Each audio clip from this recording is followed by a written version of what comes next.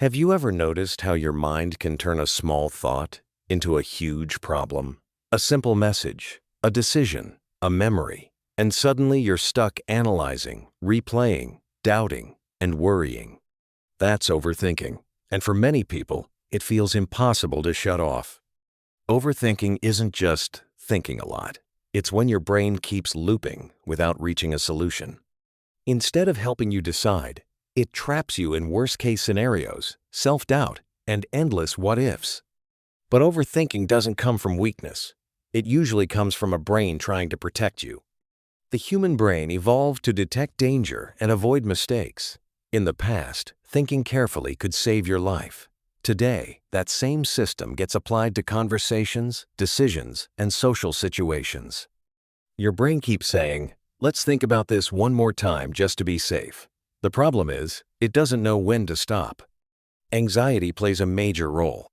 When you feel uncertain, your mind tries to create control by analyzing every detail. You think more to feel safer, but it often creates more stress instead. Perfectionism fuels overthinking too. If you feel pressure to say the right thing or make the perfect choice, your brain keeps replaying decisions and conversations, trying to avoid mistakes that can't realistically be avoided. Emotional sensitivity is another factor. If you care deeply about how others feel or how you're perceived, your mind may constantly question your actions. Did I say the wrong thing? Do they secretly dislike me? This comes from caring but without limits. It becomes exhausting. Fear of uncertainty also keeps the mind spinning. Some people hate not knowing what will happen, so they try to predict every outcome.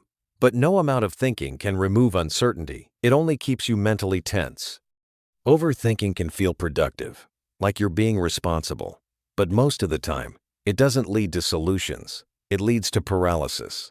Too many options, too many worries, and no action. Stress chemicals make it worse. When stress stays high, thoughts become repetitive and harder to control. Past mistakes replay. Awkward moments resurface. The brain keeps revisiting them, hoping to fix what already happened. Modern life amplifies this. Social media, messages, opinions, and constant input overload the mind. Silence becomes rare, and mental rest becomes harder. Ignoring emotions also feeds overthinking. When feelings aren't processed, the mind tries to analyze what should be felt, but emotions don't disappear just because you think about them.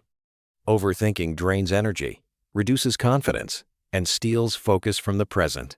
Instead of living, you get stuck in your head. But overthinking isn't permanent, and it doesn't mean something is wrong with you. It means your mind is overstimulated, anxious, or trying too hard to protect you. The goal isn't to stop thinking. It's to change how you relate to your thoughts. A helpful shift is learning the difference between useful thinking and looping. Useful thinking moves toward action. Looping just repeats doubt. When you notice a loop, ask, "Is this helping me move forward?" Grounding helps too. Overthinking lives in the past and future. Bringing attention to your breath, your body, or your surroundings pulls you back to the present where your real control is. Small action also breaks mental loops. Even one tiny step gives your brain momentum and reduces rumination. Limiting input matters. If your mind is constantly flooded with content and notifications, it never gets a chance to settle. Quiet time isn't weakness, it's recovery. And self-kindness is essential. Overthinking often comes with self-criticism, but judging yourself only adds pressure. Your brain learned this pattern to protect you. You're not broken. Sometimes overthinking means you care deeply. The goal isn't to erase that depth, but to guide it in healthier ways. You don't need to solve everything in your head. Some answers come from living, not analyzing. Overthinking feels powerful, but presence is more powerful. The key isn't to think less.